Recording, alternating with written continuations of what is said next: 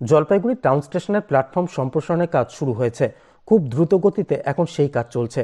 জলপাইগুড়ির মানুষের অনেক দিনের দাবি ছিল স্টেশনের প্ল্যাটফর্ম বড় করার, কারণ দার্জিলিং মেল 22 কোচের হওয়ায় ট্রেনটি প্ল্যাটফর্মে পুরো জায়গা পায় না।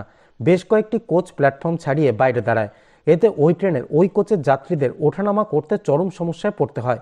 এছাড়াও পুরো প্ল্যাটফর্ম জুড়ে শেড না থাকায় রোদ বর্ষায় যাত্রীদের কষ্ট হয়। এবার সেসব সমস্যা দূর করতে রেল দপ্তর 1 ও 2 নম্বর গুমটি সংলগ্ন এলাকায় প্ল্যাটফর্ম সম্প্রসারণের কাজ শুরু করেছে। ইতিমধ্যে সেই কাজ অনেকটাই এগিয়ে গিয়েছে।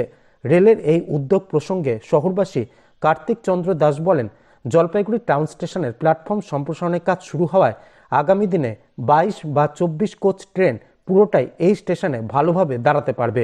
এতে যাত্রীদেরও অনেক সুবিধা হবে। প্ল্যাটফর্ম যেহেতু এক্সটেনশন হচ্ছে, আগামী দিনে যে আরও 24 বগি বা 22 বগির যে ট্রেনগুলো সেগুলো জলপাইগুড়ি আসার জন্য বা জলপাইগুড়ি থেকে চালু হওয়ার জন্য একটা রাস্তা প্রশস্ত হবে। আর আগামী দিনে এটা হওয়ার ফলে যে গত কয়েক বছর বলা যাবে না, বৃষ্টিতে যে ভিজত আর কি প্ল্যাটফর্ম না থাকার ফলে, সেটাও কিছু হয়তো সুরাহা হবে।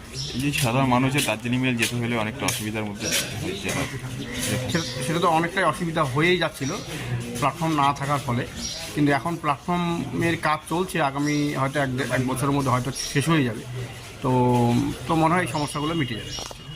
নাম আমার নাম কার্তিক চন্দ্র।